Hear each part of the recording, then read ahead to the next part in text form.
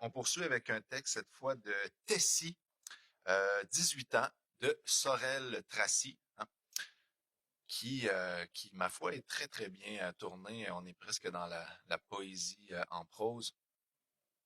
La nuit tombe. Les lampadaires prennent leur place dans les rues. Les étoiles envahissant le peu d'endroits mal éclairés qui leur donnent vie.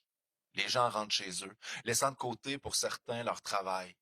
Seule une enfant qui, malgré ses hauts et ses bas, continue d'avancer. L'envie de respirer un air pur et une joie de vivre et de liberté, lui faisant imaginer des histoires, tantôt d'amour, tantôt de science-fiction.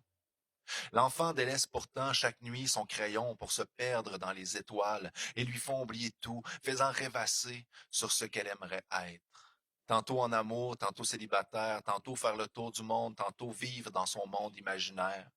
Les secondes et les minutes passent mais ne se ressemblent pas. Elle s'imagine seule, assise sur la lune, regardant les millions de milliards d'étoiles qui parsèment le sol en hiver et le ciel en été. Un sourire radieux et lunatique couvre l'entièreté de son visage. Elle sait peu de choses, mais c'est sans importance. Son univers, bien qu'à certains endroits frêle et facile à briser, n'en baisse pas les bras. C'est son joyau. Ce qui se passe autour d'elle, elle n'y fait pas trop attention. Ce qui la détruirait, ce ne sont pas les mots, mais bien l'empêcher de rêver. Car c'est la seule chose qui lui a donné vie, l'imaginaire. Que serait-elle sans le dessin, la musique ou la lecture? Que serait-elle sans l'écriture? Cet enfant l'ignore. Pourtant, elle ne cesse d'y penser. Un seul mot lui vient en tête.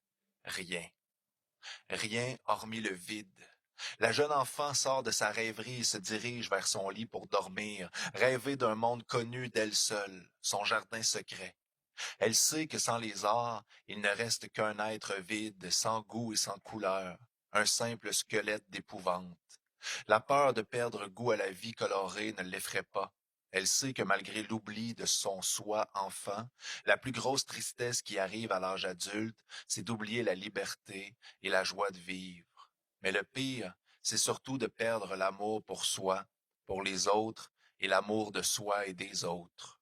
Cet enfant, c'est nous, nous tous.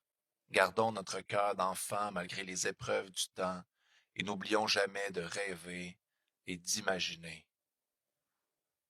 Boum! Tessie! C'est vrai, hein? Merci Tessie, oui, il y a beaucoup de poésie là-dedans et de la philosophie même. C'est une leçon de vie importante que tu nous rappelles et je vais moi-même me rappeler à l'ordre et conserver ton texte. Vraiment très bon. Tessie, 18 ans, comme quoi il se passe de belles choses à Sorel-Tracy. Euh, j'adore Sorel-Tracy. Salut les amis. Azimut, magnifique salle.